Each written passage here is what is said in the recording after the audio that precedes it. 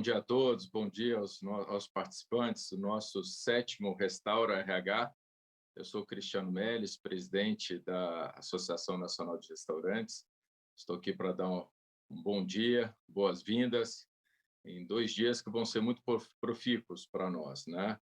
Estamos saindo do momento mais difícil do nosso setor, né? Passamos aí por esse quase um ano e meio, um ano e 8 meses de pandemia, muito sofrido, muito difícil, onde a área de RH, a área de gente e gestão, é que foi o sustentáculo para a gente conseguir atravessar um período tão difícil. E teve muito aprendizado de todos nós nesse tempo, né?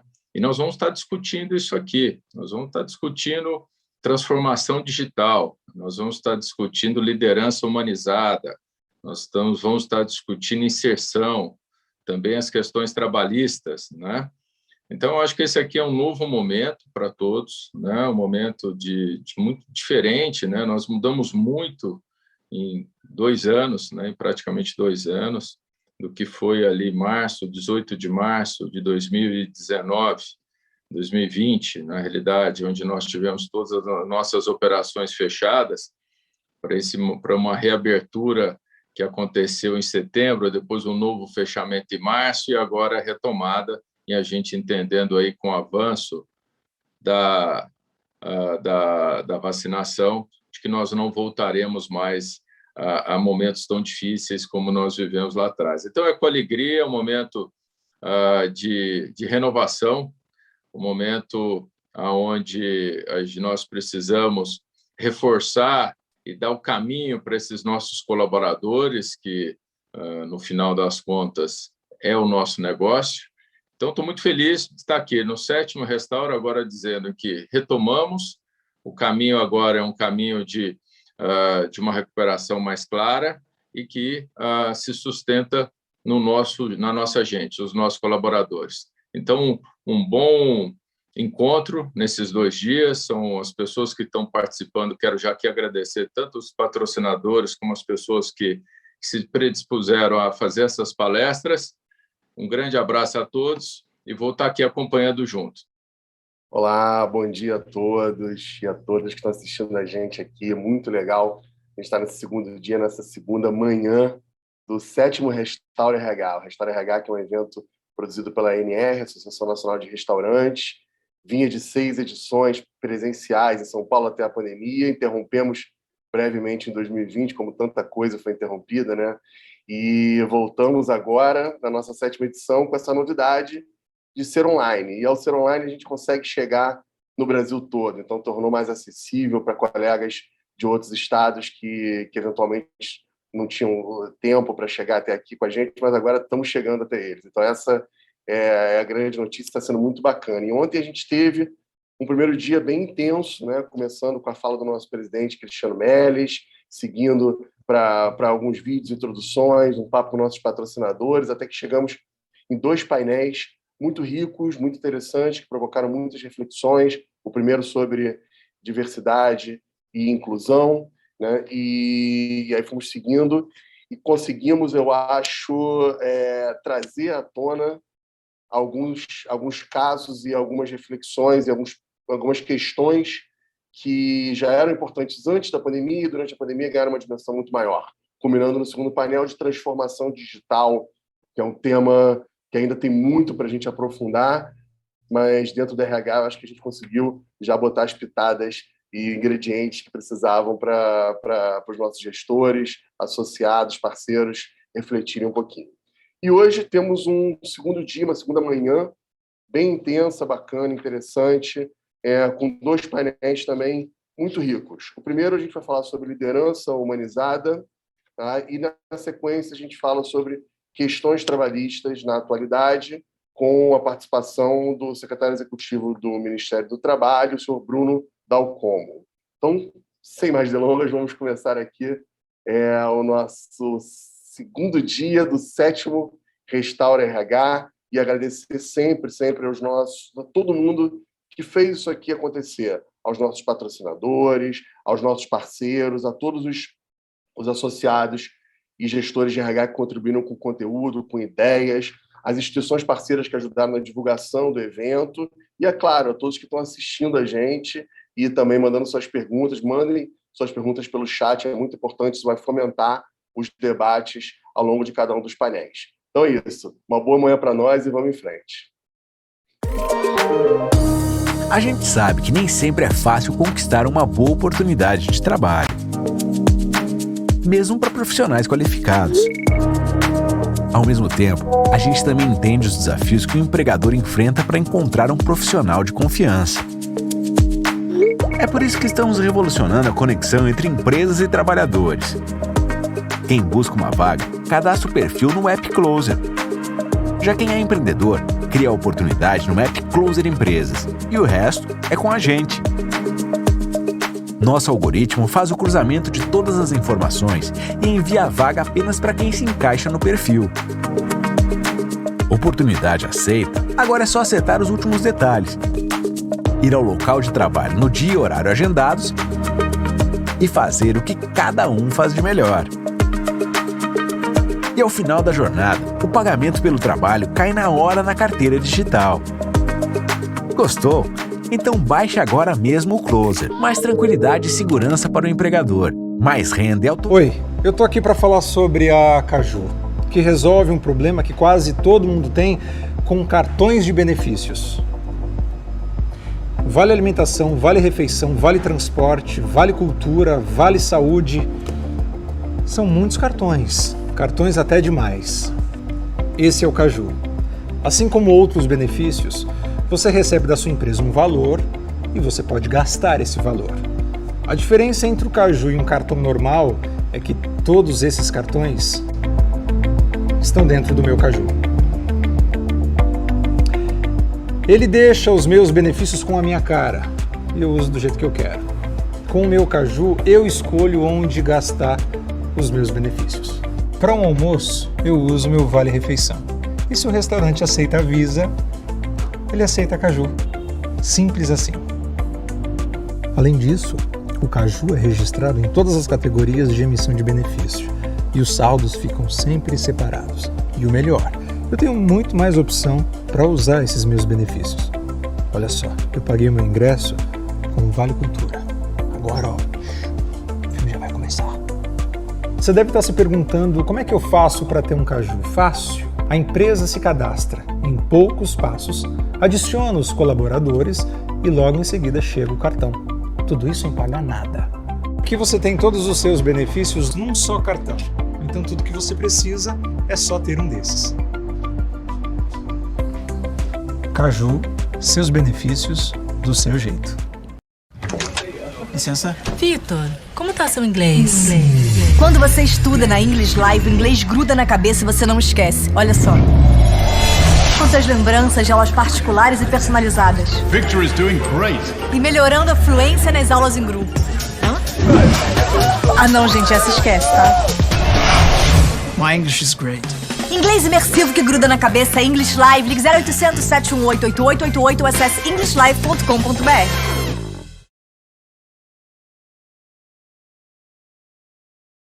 Vamos lá, dando sequência aqui. Eu quero chamar agora ao nosso palco virtual Walter Vieira, da Closer. Walter, seja muito bem-vindo. A palavra é sua. Bom dia, Fernando. Bom dia, pessoal. Tudo bem? Esse tempo meio nublado aqui. Estou aqui no jardim perto de casa aqui. E primeiro agradecer pelos painéis que nós tivemos ontem. Foi fantástico e hoje não vai ser diferente. Parabéns, pessoal, pela iniciativa novamente. Falar um pouco aqui para vocês da Closer e como que a gente constrói dentro do food service toda essa... como que eu posso colocar? Todo esse desafio operacional que vocês vivem no seu restaurante, no seu bar, enfim, no seu estabelecimento de alimentação, quando o assunto é mão de obra. Então, quando o assunto é mão de obra, a gente fala claramente, poxa, se o meu cozinheiro faltou, se o meu ajudante de cozinha faltou, o meu cumim, o meu garçom, o meu auxiliar de limpeza, enfim, mão de obra operacional, a gente sabe do desafio da rotatividade e claramente a Closer consegue colocar muito mais agilidade, segurança, gestão e controle quando o assunto é essa mão de obra operacional. Então, a nossa solução permite que você, restaurante, possa contratar mão de obra operacional de uma forma simples, usando uma tecnologia que conecta esses profissionais. A nossa base hoje tem mais de 40 mil profissionais cadastrados em mais de 30 funções que estão disponíveis para que vocês possam solicitar imediatamente e levá-los ao seu estabelecimento para trabalhar. A pergunta que vem sempre é, poxa, Walter, mas são todos qualificados? A gente sempre coloca assim que é real life, é vida real. Então, claramente, você vai encontrar profissionais super qualificados, médios, não tão bons, mas a grande questão que a gente coloca aqui claramente a gente fala sempre, o bom é relativo. Então, através da solução da Closer, a gente consegue levar para você, estabelecimento de alimentação, muito mais agilidade, né, no momento em que você precisa desse profissional. Vou trazer um cenário bem simples aqui, gente. Se você tem, por exemplo, no seu restaurante, 2 ou 3 ajudantes de cozinha, vamos colocar do cenário de 2 ajudantes de cozinha, se um falta, 50% da sua operação já está comprometida. A gente consegue, com a nossa solução, colocar para você claramente mais rapidez. Você não precisa recorrer a grupos de WhatsApp, a Facebook, a ajuda do amigo, do QI, que é o Quem Indica.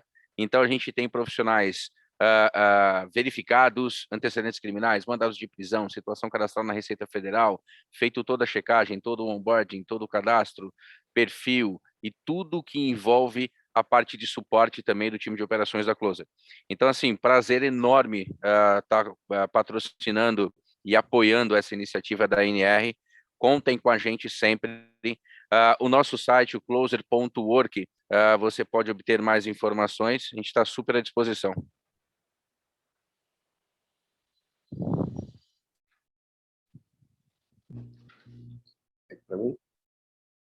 Maravilha, Walter. Obrigado pelas palavras aí de apoio. Obrigado, obviamente, pelo apoio nesses 2 dias de evento, muito importante. Vou passar aqui agora a palavra para a Patrícia Lebovitz, da Caju. Patrícia, seja muito bem-vinda. Olá, pessoal. Obrigada, Fernando. Bom, primeiro eu queria parabenizar e agradecer pela iniciativa aí da ANR.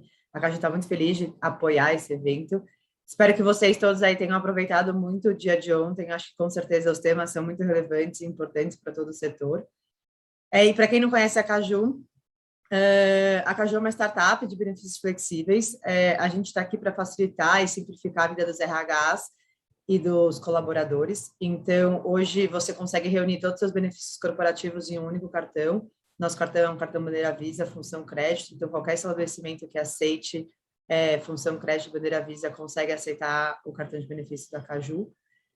E acho que o grande lance é a gente poder ofertar um benefício para os nossos colaboradores de forma que se adapta a cada um, né? Que é moldável às suas necessidades, assim. Então, hoje, por exemplo, a gente está trabalhando no home office. Eu, querendo ou não, acabo almoçando muito mais em casa e eu posso, eventualmente, pegar o valor que a empresa deu para mim como vale-refeição e transformar isso em vale-cultura, por exemplo, né? Então, gastar, por exemplo, com assinaturas de streamings. Então, gastar na minha assinatura de Netflix ou na assinatura do Disney Plus, ou, eventualmente, eu posso migrar o meu saldo de alimentação para educação e pagar um curso que eu estou muito interessada em fazer. Então, acho que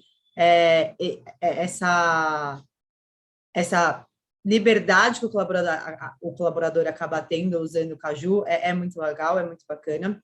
E a gente sabe que benefícios hoje é uma ferramenta muito importante dentro das empresas para atração e retenção de talentos. Então, acho que a gente tem aí uma solução muito legal e que é super importante aí para vocês. Queria, então, desejar um bom dia para todo mundo aí. Se vocês tiverem dúvidas em relação ao produto da Caju, se quiserem conhecer um pouco mais, podem me mandar mensagem, se conectarem aí pelo LinkedIn. Mas, enfim, queria pedir para que todo mundo aproveite muito o dia hoje, que acho que as discussões hoje também vão ser bastante ricas, e a gente vai se falando. Obrigada aí.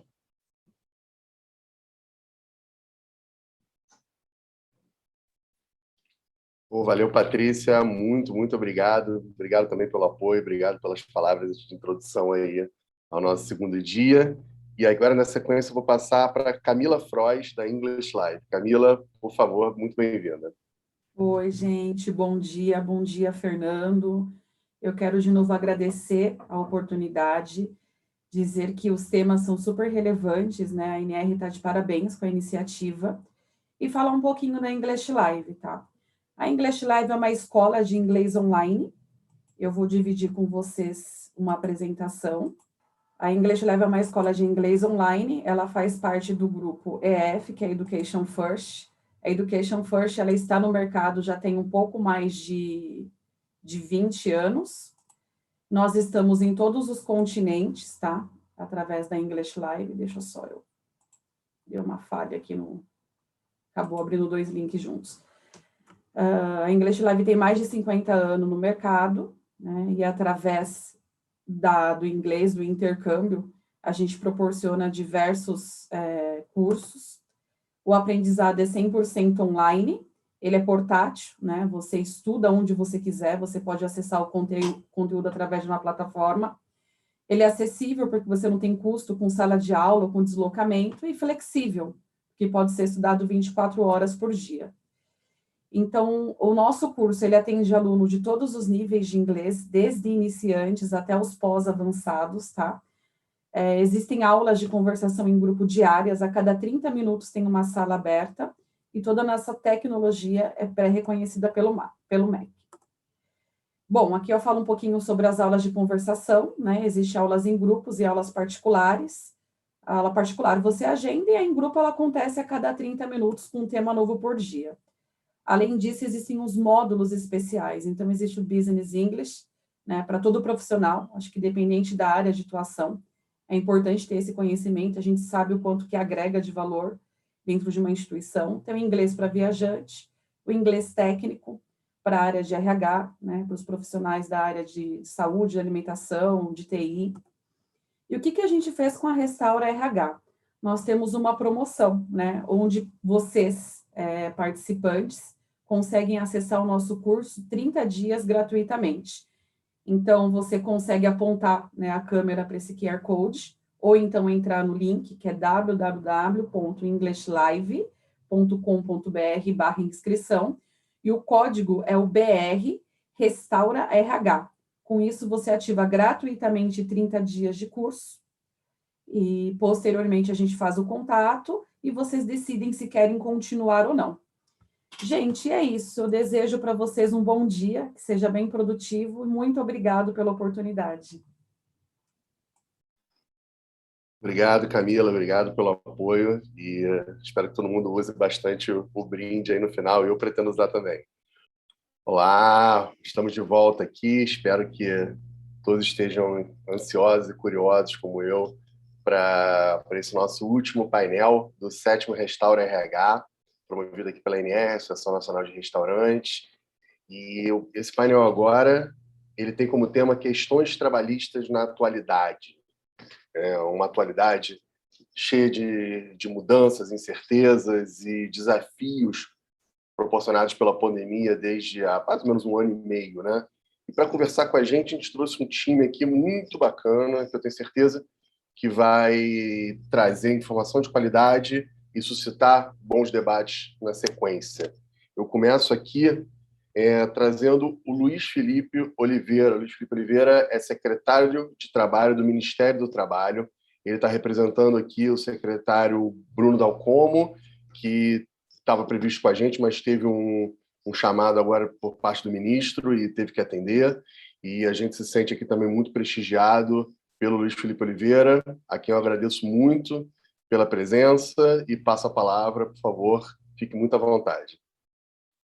Muito obrigado, Fernando. Bom dia, Adriana e Andréia, a todos os associados aí da ANR.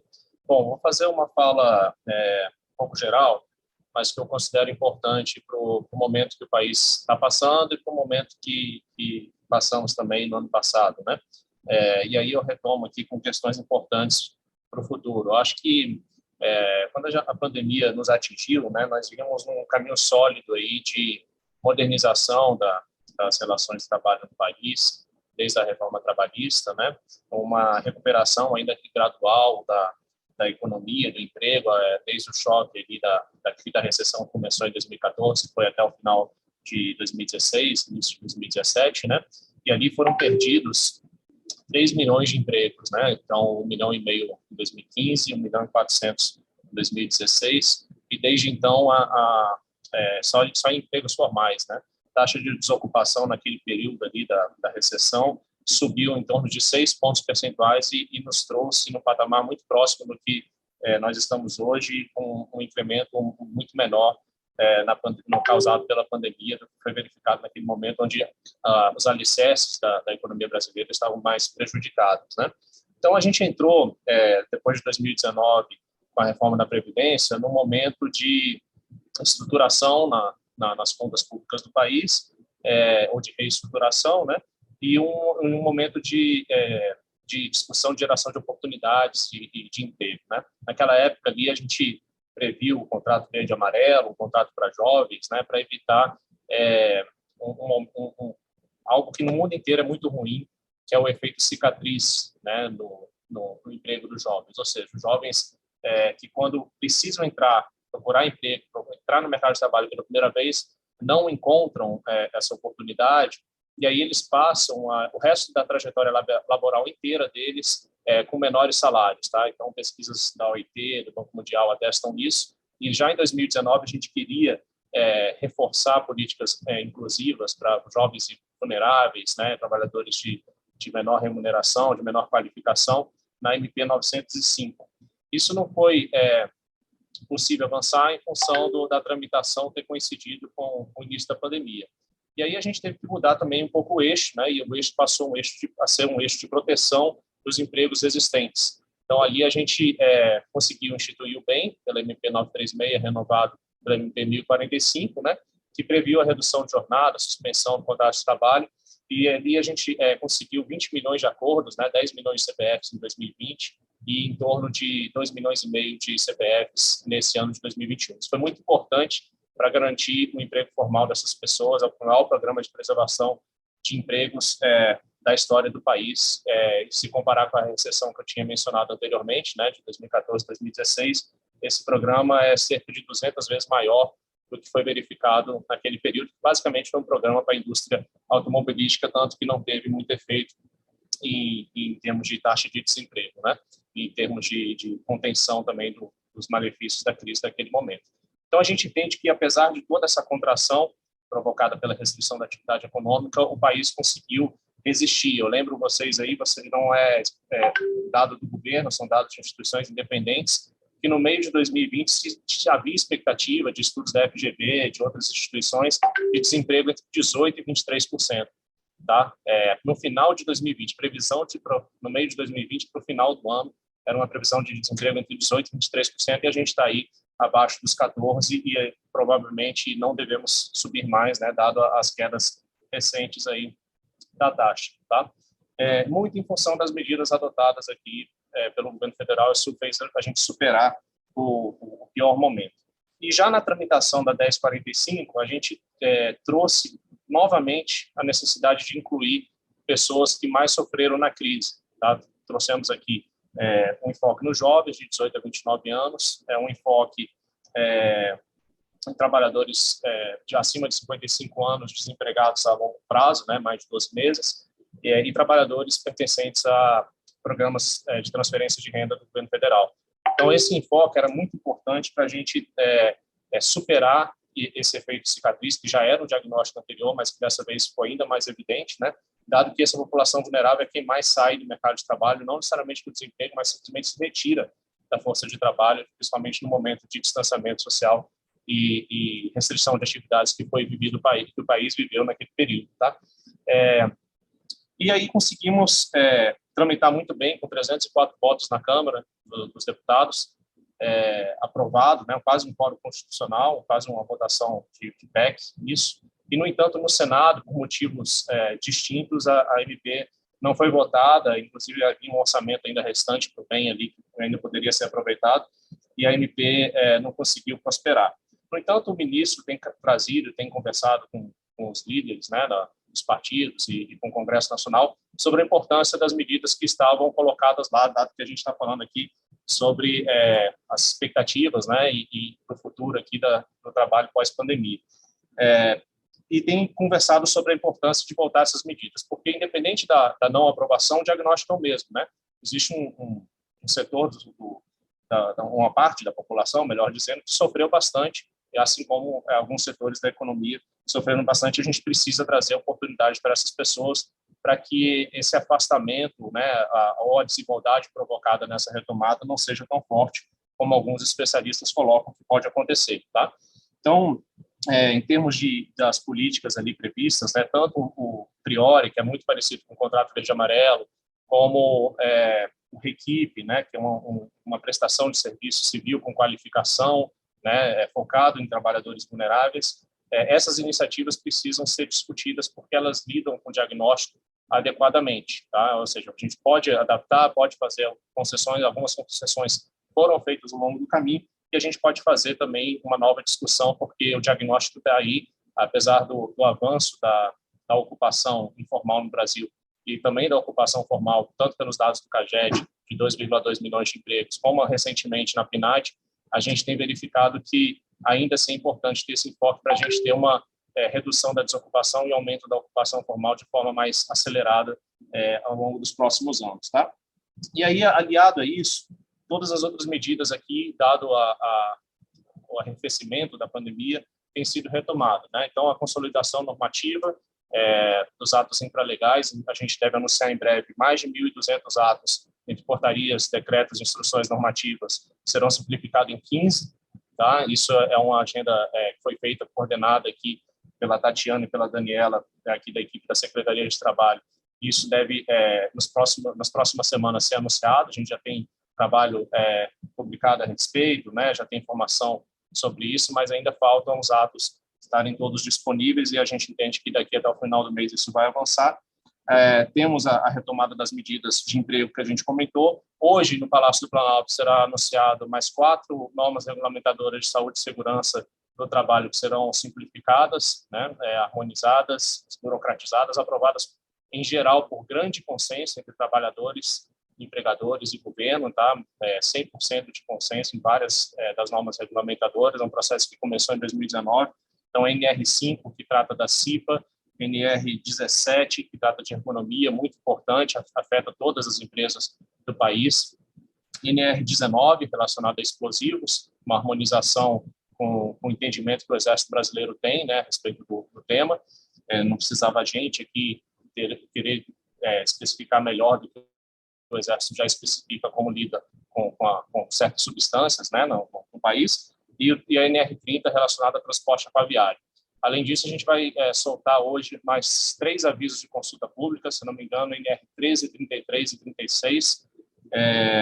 Então, são coisas que estão em andamento, tá? Ou seja, uma retomada tanto da economia como para os projetos que a gente tem priorizado aqui, tá?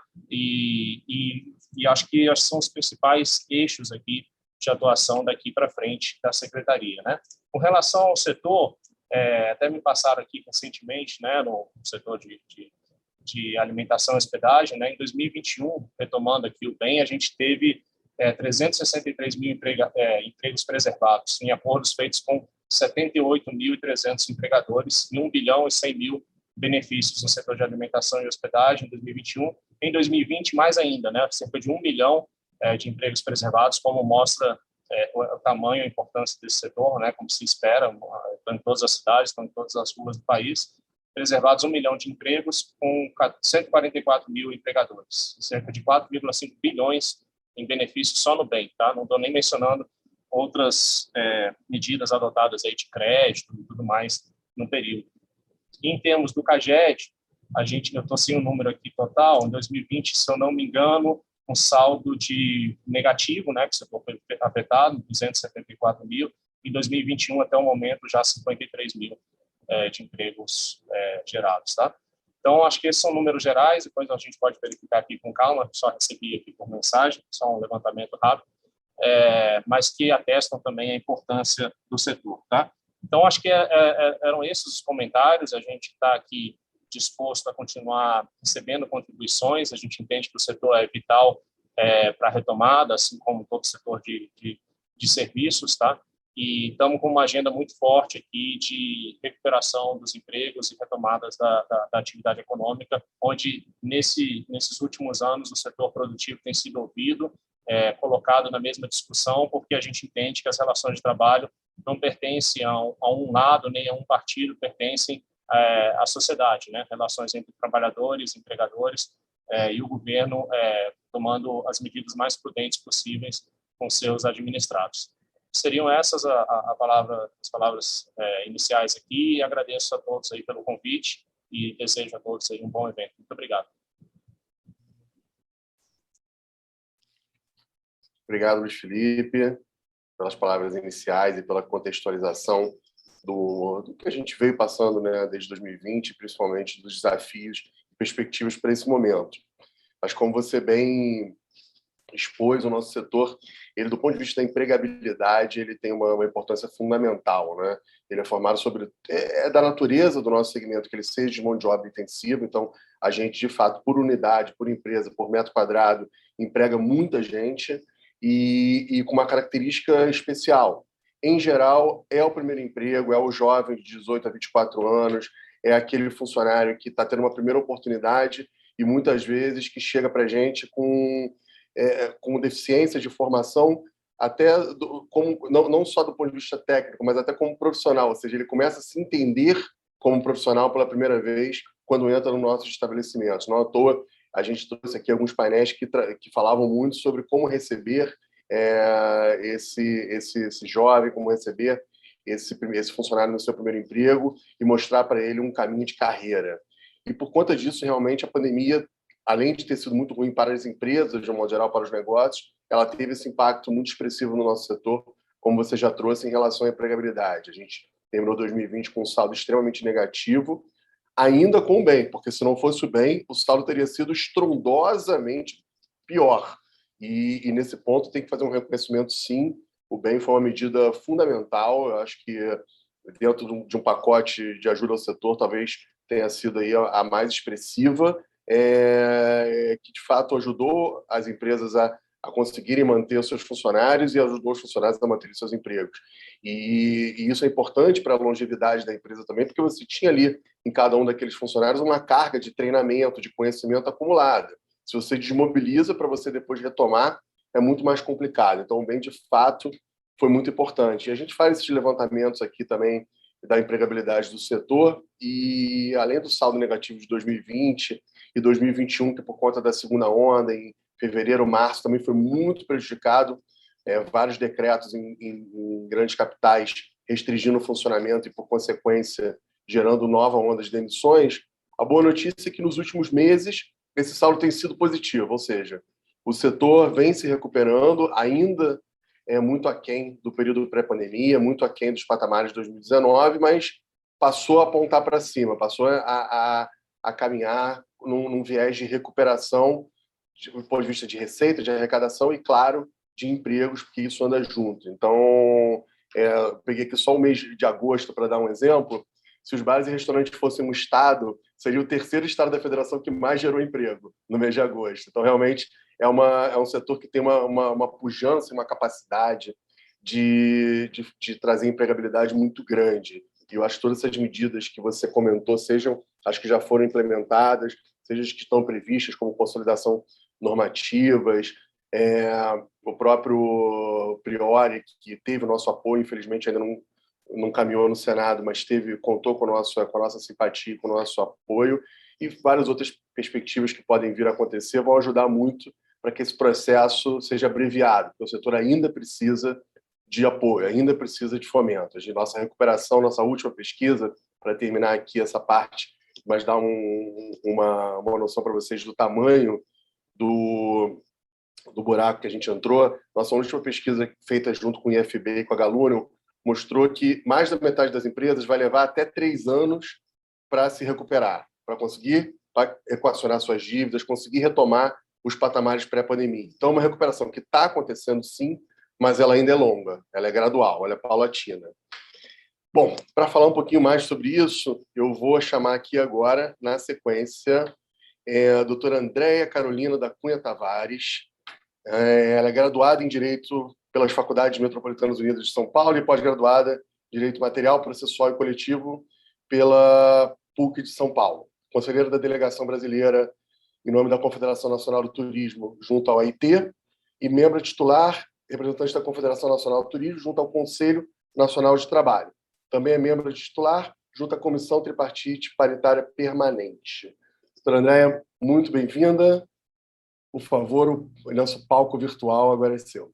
Obrigada, Fernando. Obrigada, ANR, pelo convite. Secretário Luiz Felipe, é uma honra estar com todos vocês aqui participando novamente aí do encontro, né, da ANR, que faz anualmente. Hoje, este ano é a 7ª edição, salvo engano. Então, fiquei muito feliz com o convite. Inclusive, quando eu recebi o convite, né, para falar sobre questões trabalhistas na atualidade, eu estava roteirizando o que eu poderia dizer aqui, trazer um pouco mais da nossa experiência jurídica, né, para o que aconteceu com o setor e na pandemia especificamente, né, e mudei tudo. Mudei quando eu tive uma conversa muito curiosa com um cliente meu aqui no escritório, que até pedi autorização a ele para que eu pudesse dizer o nome, que todo mundo conhece, bastante até, é o Walter Mancini. Há 15 dias ele esteve aqui no escritório, e numa conversa informal com ele, antes de nós entrarmos nas questões jurídicas das suas empresas, eu perguntei a ele, muito curiosa, né, como é que ele havia passado por este momento, né, o que ele sentiu quando veio a pandemia, já que ele tem um restaurante, né, os restaurantes do Walter, todos na rua Vanhandava, são 5 restaurantes, há mais de 40 anos, e ele, curiosamente, disse para mim, André, eu fiquei tranquilo. Curiosamente, eu fiquei tranquilo, porque eu sabia que isso ia passar, e eu sabia que eu tinha os meus clientes, eu tinha os meus empregados e os meus clientes, que são os meus maiores valores. E eu achei aquela frase curiosíssima, sobretudo quando ele disse que ele sabia, né, que ia passar, quer dizer, que só uma grande experiência traz realmente essa segurança, essa tranquilidade, mais ainda, né, que ele pudesse dizer isso, eu sabia que os meus clientes iriam voltar. Então, eu perguntei a ele, bom, e não é à toa também, né, que na saída do restaurante dele, da família, a família Mancini, está escrito lá na porta, né, para os clientes, o sucesso desta casa deve-se à sua presença. Então, eu fiquei me questionando, né, essas frases tão curiosas e tão reais, né, 2 situações. Então, primeira, né, paciência e resiliência para passar isso, né, e o que fazer enquanto essa tormenta não passa, o que deve ser feito, né? E 2, quando ele disse, eu tinha os meus clientes, isso nada mais é do que a expressão pura dos valores da empresa dele, né? O valor materializado ali que ele construiu durante 40 anos. Então, o que fazer? E o que eu perguntei para ele? Olha, como bem o secretário acabou de dizer, e eu levantei muito a bandeira sobre todas as medidas provisórias que foram editadas pelo governo federal. O secretário que me corrija se eu estiver errada, mas eu penso que o Brasil foi o único país dos países emergentes, se não de todos os países efetivamente, que criou medidas tão rápidas, com uma efetividade absurda e uma flexibilização enorme para o momento que nós estávamos vivendo, né? Então, não é à toa que a medida provisória 927, muito avançada para o momento, né, e tão urgente, ela foi editada no dia 22 de março, quer dizer, logo, 22 de março de 2020, logo na sequência dos acontecimentos, e logo em seguida veio o programa mais inovador do governo federal, com a medida provisória 936, que realmente possibilitou que as empresas, né, não só as empresas deste segmento, mas as empresas do Brasil pudessem efetivamente fazer com que os empregados continuassem ali trabalhando, com que os negócios pudessem continuar, e foi isso que o Walter Mancini fez, ele utilizou de todos os recursos possíveis, né, naquele momento, e claro, auxiliados de novo, né, pelas edições das medidas provisórias do governo federal. Então, ele flexibilizou os contratos de trabalho, utilizou o banco de horas, fez com que os empregados ficassem com seus contratos suspensos, ora reduzidos, ora suspensos, e ali, naquele cenário todo, né, então, o que fazer com a paciência, a resiliência, claro, ele utilizou de todos os mecanismos possíveis e imaginários, e estamos passando por isso, né, isso que é o importante da gente avaliar nessas frases tão reais do Walter Mancini. E só para deixar também um aspecto de raciocínio, quando ele diz, né, que os meus clientes, eu sabia que eles iriam voltar, então trazer aí da importância dos valores e da missão de uma empresa, que todo profissional de RH fala isso, né, qual é o valor da sua empresa, qual é o valor, qual é a sua missão. E, na verdade, o que eu percebo é o seguinte, são eles, né, os valores que vão lhe ajudar, os valores da sua empresa, que vão lhe ajudar a passar por isso, né, a passar por esses caminhos tortuosos, realmente. Então, eu fiquei encantada com o que eu ouvi, porque parece ser uma coisa tão óbvia, né, mas o óbvio, às vezes, precisa ser dito. Então, para a gente só iniciar aqui o nosso bate-papo, que eu acho que hoje é mais um bate-papo para falar exatamente como as pessoas passaram por esse momento, de deixar essas reflexões, né, de que ele teve paciência, tranquilidade, alicerçado por todo o programa de governo federal, e isso não é só porque o secretário está aqui, eu sempre falei isso em todas as palestras que eu dei durante esse período todo aí da pandemia, que não foram poucas, que realmente esses programas foram muito avançados, e eu realmente não sei o que seriam das empresas e o que seriam dos trabalhadores se não houvesse esse auxílio do governo federal no exato momento dos acontecimentos. Eu não sei se nós estaríamos aqui falando sobre isso agora, né? Mas é isso que eu queria dizer. Eu sei que a nossa exposição é breve aqui, de apenas 10 minutos, mas só tenho a agradecer mais uma vez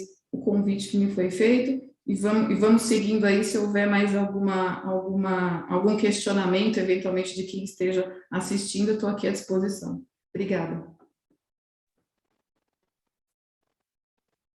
Bom, obrigado, Andréia. Vamos passar agora para a Adriana Finkel. A Adriana, ela tem 25 anos de experiência em gestão de RH, sendo que os últimos 10 como diretora de recursos humanos do Grupo Haskell. Ela é responsável pelas áreas de recrutamento, seleção, treinamento e desenvolvimento, remuneração e folha de pagamento. Formada em psicologia pela PUC São Paulo, com mestrado em psicologia organizacional pela New York University. Adriana, muito bem-vinda. A palavra é sua. Bom dia, pessoal. Queria agradecer mais uma vez o convite de estar aqui no nosso 7º Restaura RH. E eu venho participando deles desde o começo e com muito orgulho, né? Acho que é um evento muito importante para o nosso setor. Eu gostaria aqui de compartilhar um pouco com vocês sobre as decisões que a gente tomou no Grupo Haskell durante esse período aí da pandemia, né? Decisões que envolveram o nosso negócio e nossos clientes e nossos funcionários. E quando tudo começou, lá em 2020, né, em março de 2020, a gente teve que fechar todas as nossas casas. A gente começou pensando lá no negócio, né? Então, bom, o que a gente vai fazer? A gente precisa desenvolver o nosso delivery, é o que a gente tem em mãos agora, né? Então, a gente trabalhou nas parcerias com as operadoras de delivery, a gente também trabalhou em toda a questão da gastronomia, né, de quais produtos a gente iria oferecer para o cliente, e que envolvia produtos, envolvia embalagens, etc. E, como RH, a gente trabalhou muito na questão relacionada aos funcionários. Então, o nosso principal motivo desse trabalho era o acolhimento, que, como a Andréia mesma falou, é um dos nossos grandes valores, né? A gente queria acolher os funcionários nesse momento tão difícil que a gente estava passando. Então, a gente pediu, né, que todos ficassem em casa, claro, e chamamos alguns para virem trabalhar, mas nem todos queriam, né? Então, a gente começou a selecionar quem estava disposto, quem não estava disposto, e vamos dizer que a gente tinha 70 funcionários, né? Nós tínhamos 70 funcionários por loja, a gente chamou 15 funcionários, né, por loja para virem trabalhar, e os outros ficarem em casa. E para chamar todos esses funcionários, a gente teve que sempre estar de olho nos protocolos, né, que estavam se iniciando, ainda era tudo meio confuso, né, os protocolos relacionados ao Covid. Então, a gente chamava cada funcionário para trabalhar e individualmente conversava com eles, né, de uma forma muito acolhedora sobre esses protocolos, a questão do uso de máscaras, do uso de face shield, dos intervalos serem feitos, as refeições serem feitas individualmente, de não haver aglomeração, de limpar as bancadas após toda a questão, né, da utilização, para que o próximo funcionário pudesse vir e a bancada está limpa, de não aglomerar em vestiários, enfim, essa conversa era feita constantemente com eles e cobrada, com uma equipe que rodava as nossas unidades para poder verificar se as coisas realmente estavam acontecendo de acordo com esse protocolo pré-estabelecido. Para isso, a gente criou, claro, um comitê, né, um comitê gerencial, com pessoas de vários setores que determinavam, né, buscavam as informações através, enfim, da própria ANR, de escritórios de advocacia, de notícias na mídia, e que traduziam, né, em ações para que todos pudessem estar mais seguros, né, em relação a cliente, os clientes, os funcionários, e todos pudessem estar realmente mais seguros.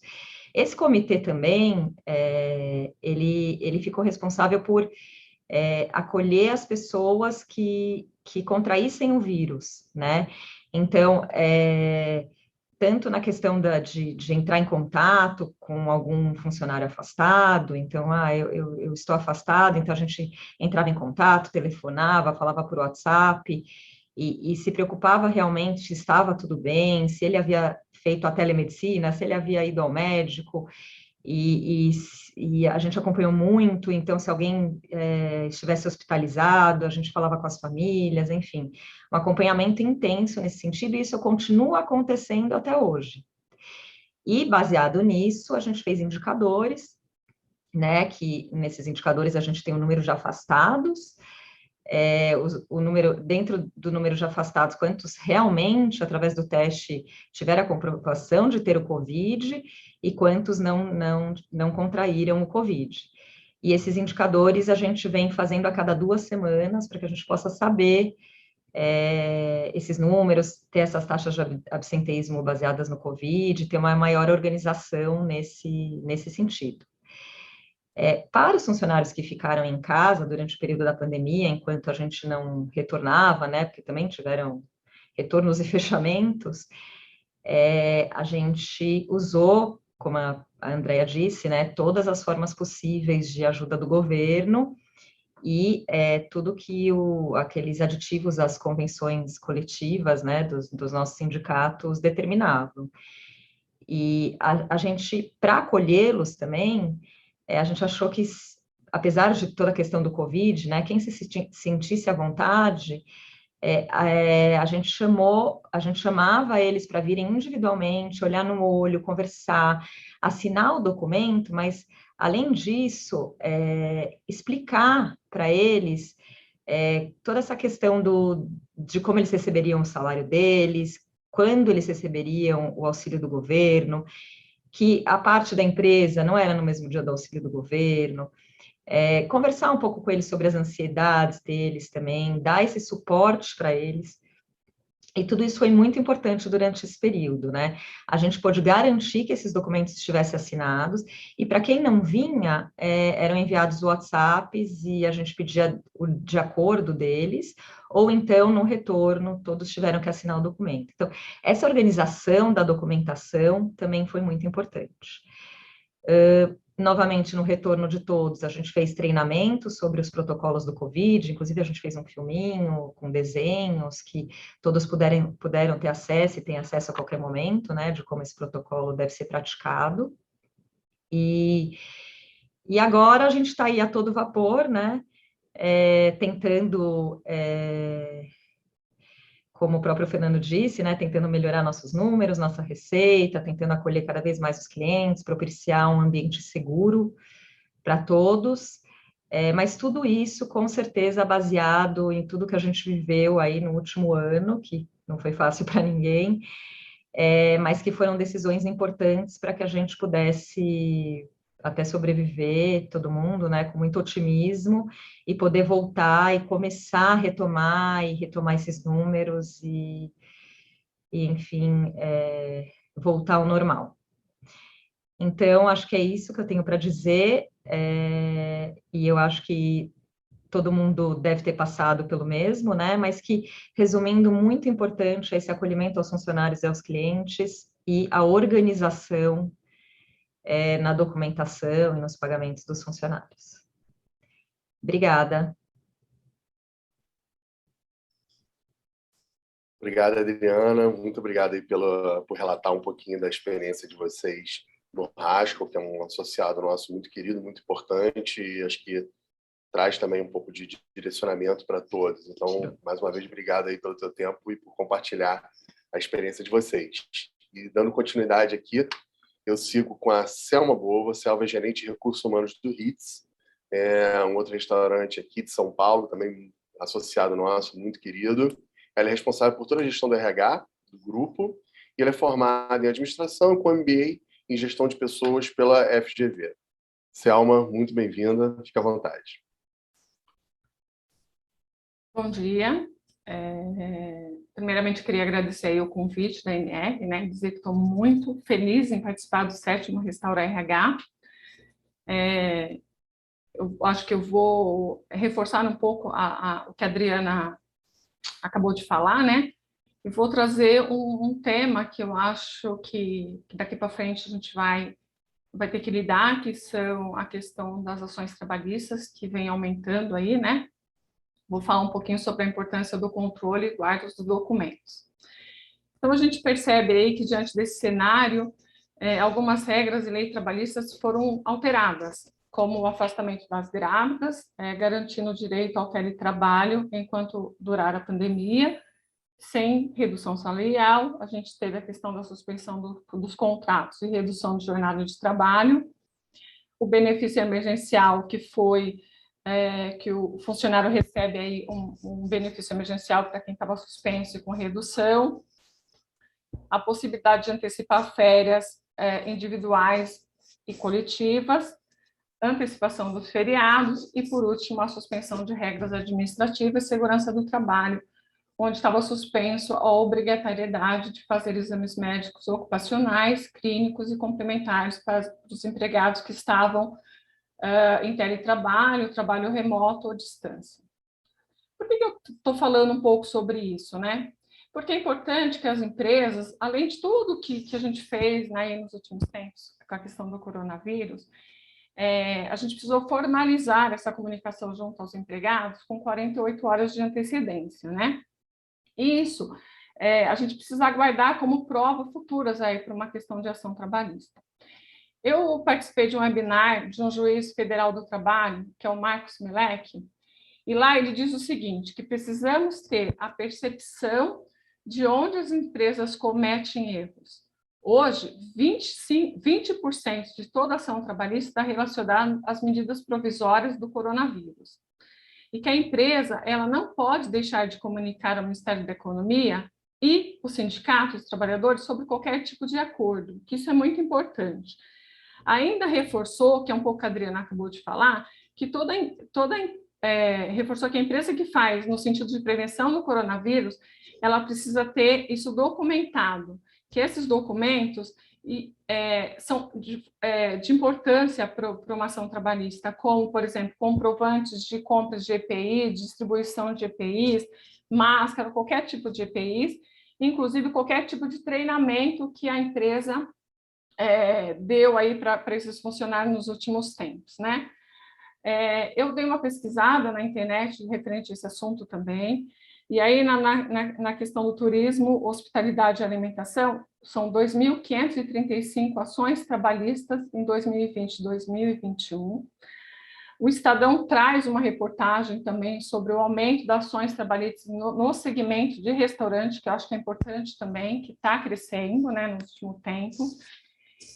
E aí, tem as razões pelas quais as pessoas estão buscando essas ações trabalhistas, né? Então, por que eles estão entrando com as ações trabalhistas, depois de tudo que as empresas têm feito, todo o cuidado que as empresas fez nesses últimos anos, né? Tem a questão do desemprego, tem a questão do medo por conta das empresas falirem, condições de trabalho em meio à pandemia, tem a questão das reduções de salário, suspensões do contrato, e reconhecimento do Covid como doença ocupacional. Então, por que eu trouxe isso hoje? Porque eu acho de extrema importância saber como está essa documentação nas empresas, né? Diante de um cenário novo aí, né? De um cenário que a gente teve 2020, 2021, a gente vai colher os frutos agora de ter que dispensar, o RITS teve que dispensar algumas pessoas no começo, a gente teve que dispensar uma segunda etapa, então tem os frutos de tudo isso, né? O medo dessas pessoas.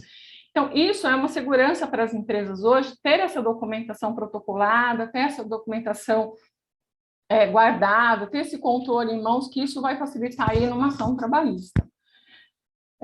Eu acho que é isso a minha contribuição, Fernando. Eu acho que, diante de tudo, a doutora Andréia, a Adriana, né, já falou, eu acho que tudo, eu acho que não tem novo nessa história, mas, assim, eu trouxe mais essa questão da guarda desses documentos, que é importante. Selma, obrigado. Eu gostei da sua abordagem, acho que foi uma abordagem bem direta, prática e trazendo dados, né, para a gente, pontos de observação, digamos assim, né, pontos de preocupação que é importante todo mundo ter. A gente agora está entrando num período de, não vou dizer de normalidade ainda, talvez seja um exagero, mas pelo menos com maior previsibilidade, né, então as coisas estão começando a tomar paulatinamente um ritmo mais razoável, né, com menos urgências, menos surpresas, e é exatamente essa hora que é a hora da gente olhar para trás e ver o que não, talvez a gente não tenha cuidado tanto em termos de organização, de processos, de protocolos, etc., né? Sobretudo porque no direito é tudo uma questão de prova e você precisa documentar bem isso, todas as suas relações, né? E na correria, principalmente para as pequenas empresas, né? Onde muitas vezes o próprio sócio é o gestor de RH, né? Ele que está ali, ele é o financeiro, ele é o RH, ele é compras, ele é marketing, ele é tudo junto. E é claro que essas pequenas empresas, naturalmente, acabaram pecando em alguns pontos do ponto de vista de organização interna, né? Por conta das urgências. Então, agora é a hora, realmente, eu acho que de arrumar um pouco a casa, né? Isso muito experiência minha lá no RITS, né? A gente teve muita dificuldade em contactar com esses funcionários que estavam suspensos, né? Nem sempre respondia o WhatsApp, nem sempre respondia os e-mails, a gente fica meio que cobrando essas assinaturas aí para protocolar no Ministério da Economia. Então, assim, eu acho que cabe um olhar diferenciado para essa ação, né? De quem ainda não fez, tomar um pouco, verificar esse controle melhor, porque é uma coisa que vai pegar aí nas ações trabalhistas, com certeza. Isso é um ponto, você trouxe uma preocupação grande. A gente, na nossa última pesquisa, que, aliás, vale ressaltar, foi a pesquisa mais profunda feita desde o início da pandemia, ela congregou respondentes que representam 23 mil estabelecimentos no Brasil, de fato, em todos os estados do Brasil, diga-se de passagem.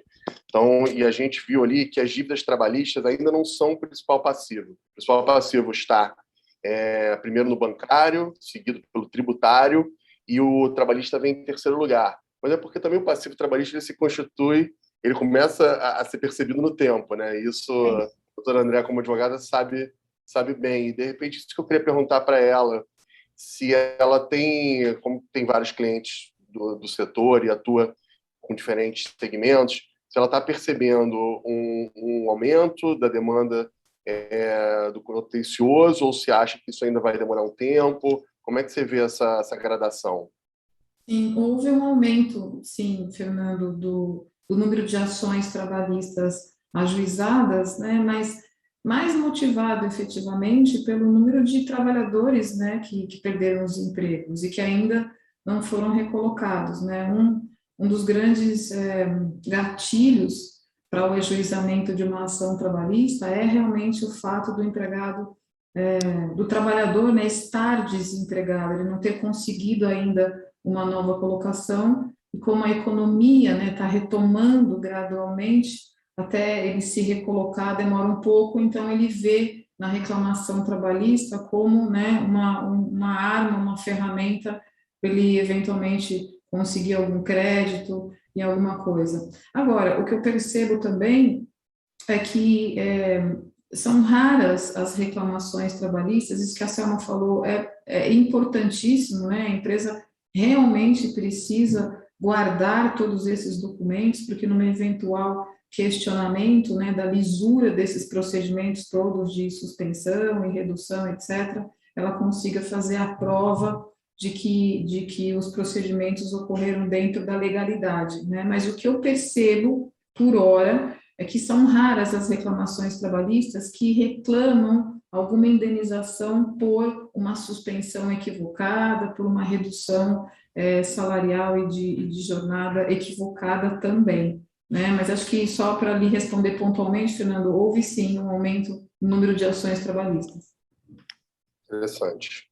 Isso a gente está acompanhando, vamos manter acompanhando isso para entender como é que vão ser isso nos próximos meses, né? Com essa retomada, acho que muita coisa ainda está para se mostrar, né? Ainda está para a gente entender no campo prático.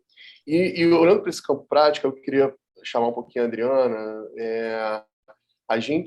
Eu vi também muitos, como a gente tinha uma imprevisibilidade muito grande, né, ao longo desses decretos de abre e fecha, horário, mais uma hora, menos uma hora, capacidade de 60%, 40%, né? E aí pode final de semana, não pode, quer dizer, foi tanta coisa mudando toda hora, que o contrato de trabalho padrão, né, aquele onde o funcionário trabalha ao longo da semana toda e tal, ele não estava se encaixando direito, né? E aí recorreu-se, como a gente já falou um pouquinho aqui, a redução de jornada ou até a suspensão do contrato de trabalho, mas eu vi também muitos tentando alternativas que antes não eram tão utilizadas, como o contrato intermitente, como o part-time, né, o contrato em tempo parcial. Adriano, vocês chegaram a adotar contratos não tão usuais como esse, alternativas como essa? Houve esse debate interno? Como é que foi isso para vocês? Então, a gente sim já vem adotando esse contrato que não é tão usual, né, por tempo parcial, para alguns restaurantes, né, dependendo do horário do maior movimento, principalmente para o pessoal de salão, né, que faz o atendimento ao cliente. E a gente discutiu muito adotar isso também para o pessoal da cozinha, pensando que os horários mudaram muito, né? Então, horário até de atendimento ao cliente, como você disse, então cada semana era um horário diferente, ou, enfim, até agora o movimento mudou muito, assim, parece que a gente está em outros tempos e que a gente tem que pensar tudo diferente, né? Então, se de segunda a sexta a gente tinha um movimento muito bom e no final de semana melhor ainda, isso mudou muito, né? Hoje a gente tem muitas pessoas ainda estão em home office, então esse almoço de segunda a sexta tem uma queda, e isso se intensifica no final de semana, com filas de espera enormes. A gente tem que pensar no funcionamento do restaurante em relação aos funcionários também, né? Então a gente está precisando de mais gente trabalhando no final de semana, e talvez um pouco menos de gente trabalhando durante a semana. Então, a adoção desse contrato part-time é muito importante. A gente tem utilizado também muito a Closer, né, que fez a apresentação aqui. Então, quando a gente tem a necessidade de forma segura, né, de uma pessoa para trabalhar somente naquele dia ou somente naquele final de semana, com todas as condições necessárias para que isso não se transforme num problema jurídico futuro, né, da pessoa querer vínculo e tudo mais, a gente acaba contratando alguns funcionários, alguns freelancers, né, da própria Closer.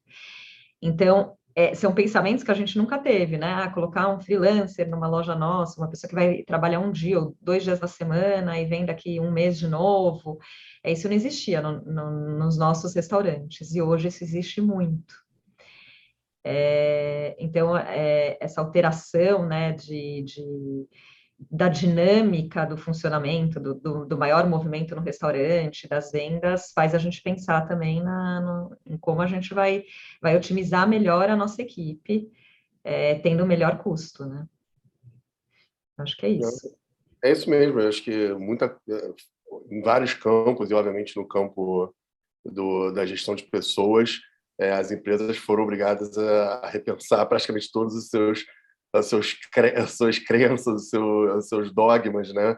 E em busca, obviamente, de uma eficiência pela sobrevivência do negócio. E a maneira como a gente se comporta, se relaciona com os nossos colaboradores, acho que se refletiu muito nesse momento e deixa aprendizados, né?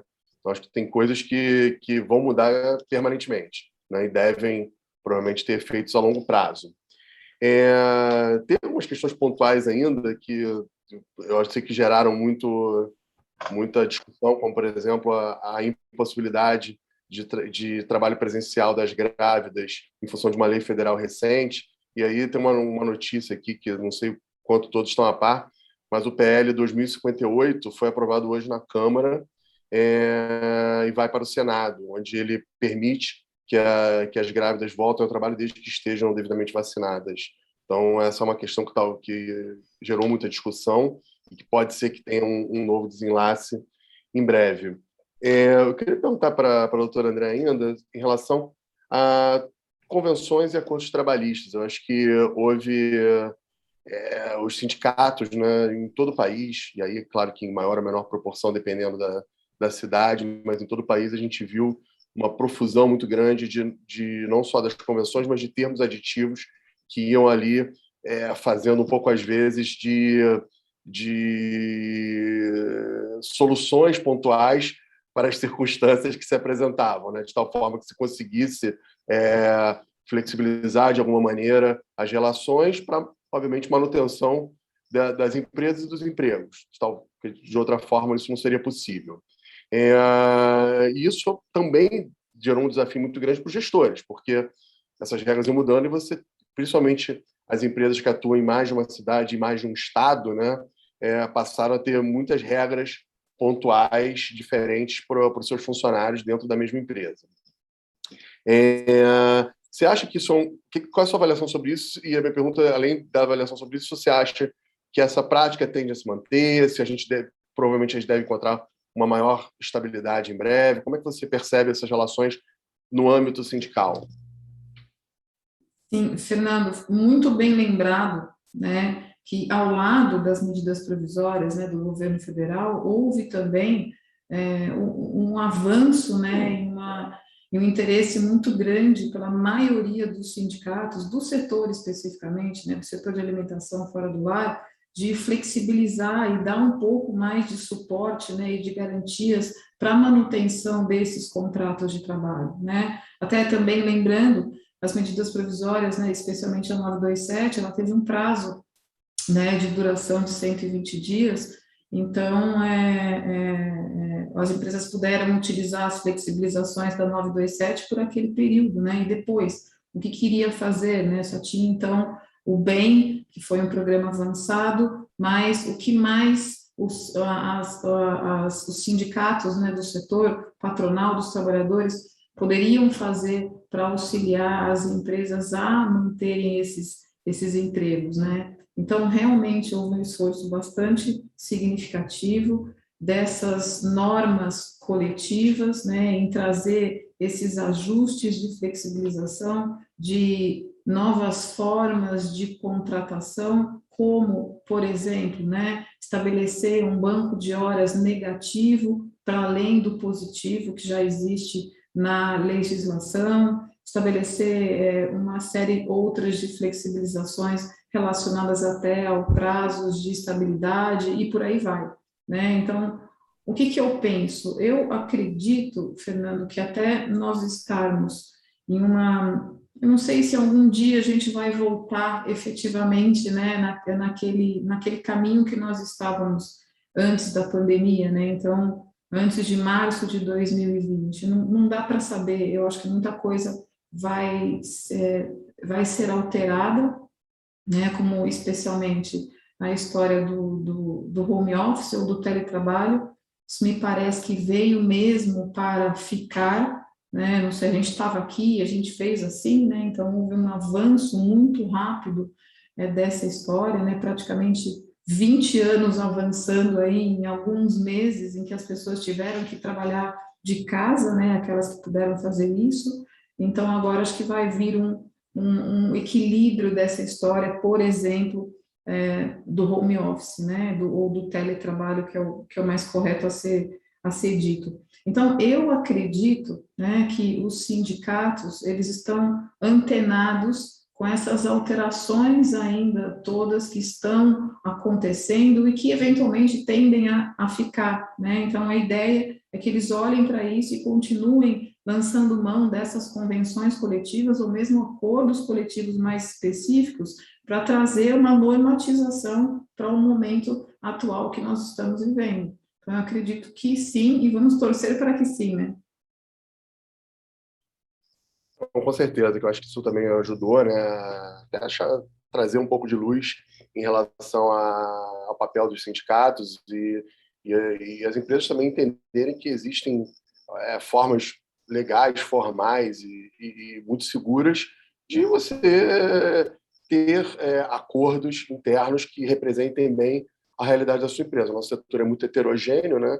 Então, a operação do Haskell é diferente da operação do Ritz, que é diferente da operação de uma rede que atua nacionalmente, e é muito diferente do barzinho, do restaurante, aquilo, daquele bairro. Então, cada um tem ali suas características e, portanto, dentro, obviamente, de um arcabouço legal mais amplo, se você puder fazer, ajustar formalmente questões específicas da tua operação, isso ajuda muito para dar segurança e para ser mais eficiente, né, do ponto de vista econômico. Então, acho que gerou também esse aprendizado, né, para as empresas da possibilidade e até da importância de se fazer acordos coletivos, como você bem citou. Bacana você ter trazido um pouco essa perspectiva.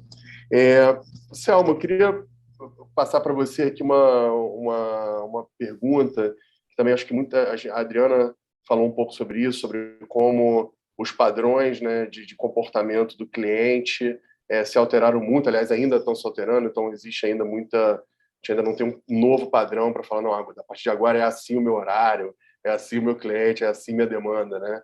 Antigamente você conseguia prever relativamente bem, hoje ainda não está tão previsível.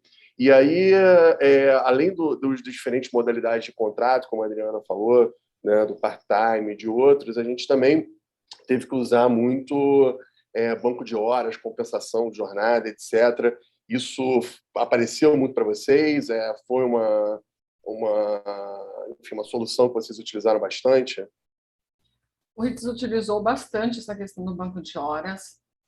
A gente compensou bastante essa questão dos feriados trabalhados também.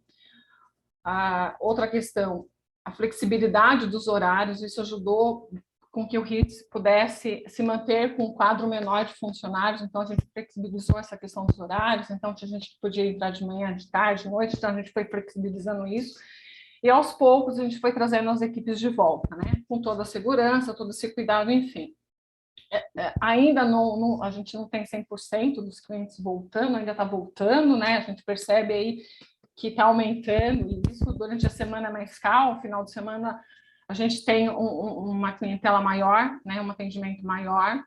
As lojas de rua, por exemplo, do Ritz ainda estão aos poucos, as lojas dos shoppings já têm um crescimento considerável. Então, as pessoas acho que ficaram muito tempo trancadas dentro de casa, chega no final de semana, todo mundo quer ir para shopping, né? Então a nossa loja do shopping realmente voltou já essa demanda toda. Mas eu acho que é isso, né? Está voltando aos poucos, a questão do home ainda, eu acho que tem um período ainda, eu nem sei se volta todas as empresas, né? A gente tem essa demanda aí ainda, que eu acho que algumas empresas nem voltam mais, que fecharam escritórios, essas coisas todas. Mas, assim, o que nos ajudou foi a questão do banco de horas, flexibilidade, as compensações de feriados, com certeza impactou bastante na nossa equipe, como ajuda aí para o quadro. Legal, Selma, obrigado. Realmente você falou é interessante, dependendo do perfil de onde está localizada a sua loja, né, os comportamentos têm sido muito diferentes, né? Loja de rua, loja de shopping, bairros mais comerciais, bairros mais residenciais, etc. Então, de fato, isso influencia demais no resultado e, obviamente, nas relações de trabalho.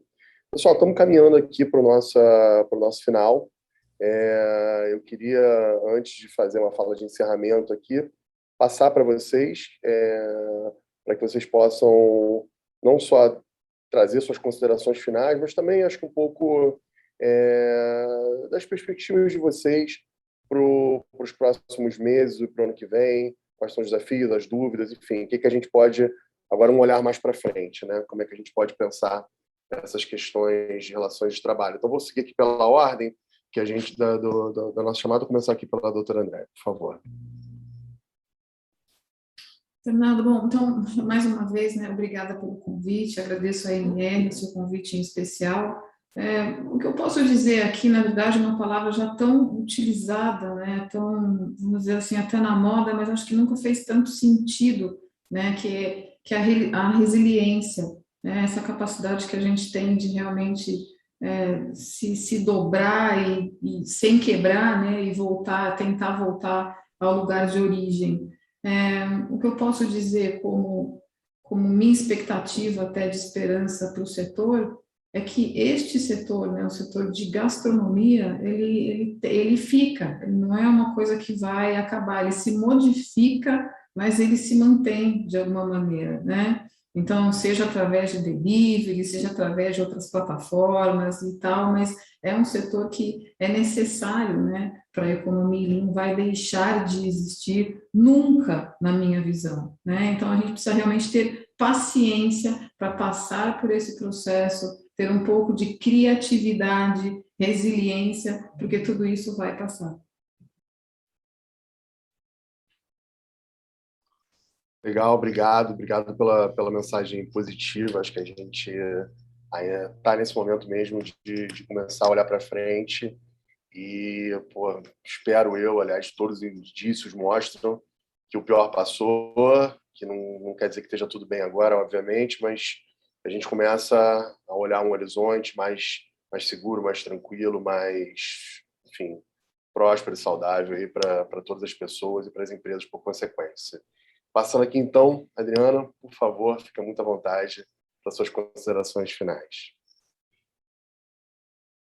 Vamos lá, então, em termos de desafios, né, como você fez a pergunta, a gente tem diversos, né, eu acho que o primeiro, é claro que o início, né, é adquirir ter mais receita, trazer mais os clientes de volta, ter toda essa possibilidade para que a gente possa aqui começar a pagar nossas dívidas e começar a ter um funcionamento, como você mesmo disse, né, que esses 3 anos passem logo e que a gente tenha todos do setor tenham muito sucesso nesse período e pós isso também, para que a gente possa prosperar.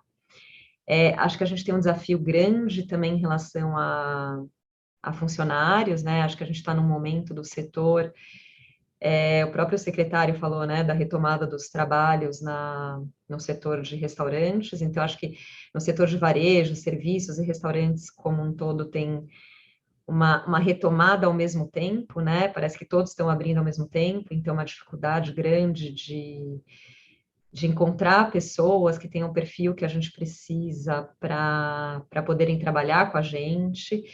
E uma questão também psicológica dos funcionários que já trabalham nesse setor, em todos os setores, né, de muitas pessoas com depressão, com ansiedade, com pânico, e que a gente tem que tratar, porque a gente precisa ter as pessoas 100% trabalhando com a gente, né, que elas realmente estejam presentes e estejam trabalhando com a gente. Então, acho que esse é um grande desafio, assim, tratar também um pouquinho da mente das pessoas, conversar muito, acolher muito e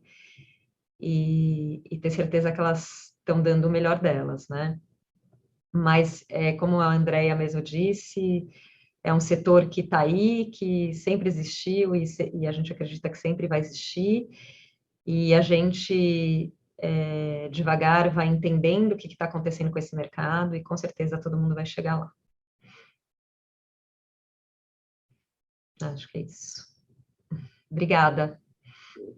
Obrigado, Adriana. É isso aí. É bom você lembrar isso mais uma vez. O nosso primeiro painel da manhã de hoje foi sobre liderança humanizada. Então, essa sua fala final em relação ao olhar cuidadoso que a gente precisa ter com as pessoas ao nosso redor, né, com as nossas famílias e com as pessoas que trabalham conosco, ele ainda é muito importante. Então, durante muito tempo, a gente vai precisar ter esse olhar mais cuidadoso, mais sensível, para trazer todo mundo de volta para um período de mais harmonia, mais tranquilidade, né? Mais paz de espírito, que eu acho que todo mundo precisa depois dessa longa jornada difícil que a gente vem tendo desde o ano passado. Obrigado. Selma, por favor, suas considerações finais também. Fica muito à vontade. Bom, eu já tinha falado, eu acho que a questão de ser mais flexível, a gente está num momento muito delicado, a gente está num momento que a gente precisa ter um olhar mais humanizado, né? A gente precisa cuidar mais das pessoas, como a Adriana falou, tem muita gente doente, tem muita gente com depressão, com ansiedade. Isso tem refletido bastante nas equipes. No RIT a gente teve alguns problemas de depressão, enfim. A gente tem que cuidar um pouco dessa equipe, né? Olhar com um olhar mais carinhoso, né? Mais acolhedor. Eu acho que isso faz toda a diferença nas empresas, né? Isso ajuda também com que as empresas crescem, que a gente tenha uma equipe mais efetiva, né? Que a gente possa contar aí com um quadro de funcionários motivados e que com a capacidade de... Eu gosto de fazer o que eu faço, eu gosto de trabalhar na empresa que eu trabalho, só que para isso a gente precisa olhar, ter outros olhos para essas pessoas também, cuidar dessas pessoas, né? Então, acho que nesse momento é esse olhar mais humanizado e essa questão da flexibilidade, né? Se a gente pode ser flexível, por que não, né? Por que não cuidar desse funcionário com uma flexibilidade maior? Eu acho que é isso, Fernando, a minha contribuição também. E quero agradecer aí a minha participação aí no Restaura RH também. E agradecer a todos também. Obrigado, Selma. Muito importante. Obrigado pelo apoio aí, não só agora nessa palestra, mas também ajudando a gente a pensar o evento como um todo, junto com outras gestoras de RH dos nossos associados.